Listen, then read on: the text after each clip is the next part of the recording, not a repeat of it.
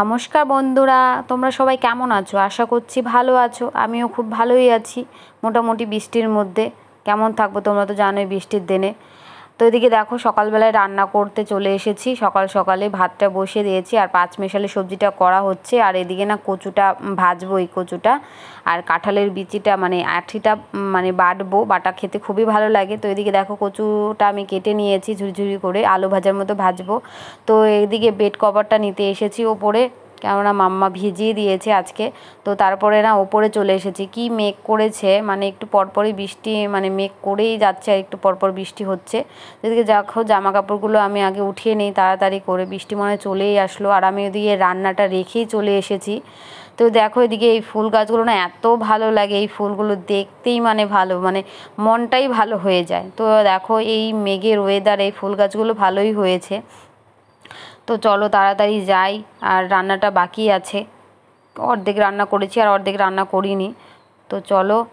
তো তারপরে তো এদিকে দেখো আবার জামা কাপড় মেলতে চলে এসেছি, কেননা বৃষ্টি হয়নি, মেঘ করেছিল কিন্তু বৃষ্টি হয়নি, এখন হবে কি না জানি না। তো এদিকে দেখো বেড কভারটা ধুয়ে দিয়েছি আর মাম্মার দুটো ব্ল্যাঙ্কেট ধুয়ে দিয়েছি। তাড়াতাড়ি করে দিয়ে যাই, কেননা নিচে রান্না রেখে চলে এসেছি। ভাবলাম রান্না করার আগেই ভাবলাম যে বেড কভারটা ধুয়ে দেই, কেননা একটু পরপরই বৃষ্টি হচ্ছে, আগে ধুয়ে দেই, কেননা তাহলে জলটা ঝরে যাবে।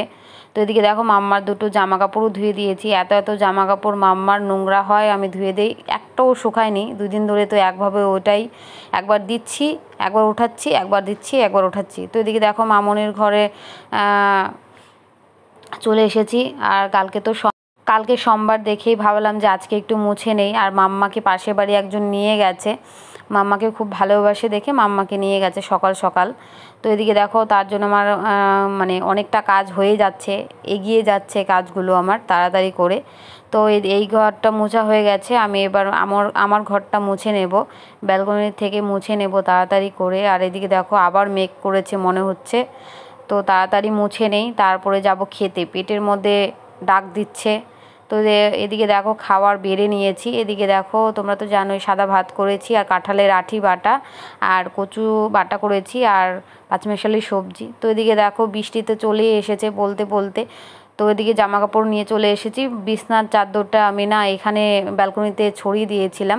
তো দেখো এদিকে আবার ভিজে যাচ্ছে, মানে তাও ভিজে যাচ্ছে দেখে আমি এভাবে একটু মুড়িয়ে দিলাম। তারপরে দেখো কি মুষলধারে বৃষ্টি হচ্ছে, মানে একভাবে হয়েই যাচ্ছে, কাজে কোনো মানে থামতেই পারছি না, মানে একটা একটা করে করছি কাজ, একটা একটা করে বেড়ে যাচ্ছে কাজ। কি করব বলো, বৃষ্টির দিনে একবার জামা কাপড় ওঠাচ্ছি, একবার নামাচ্ছি, এটাই কাজ চলছে। তো বৃষ্টিটা চলে যাওয়ার পর আমি স্নান করে পুজোটা দিয়ে নিয়েছি ঠাকুরকে।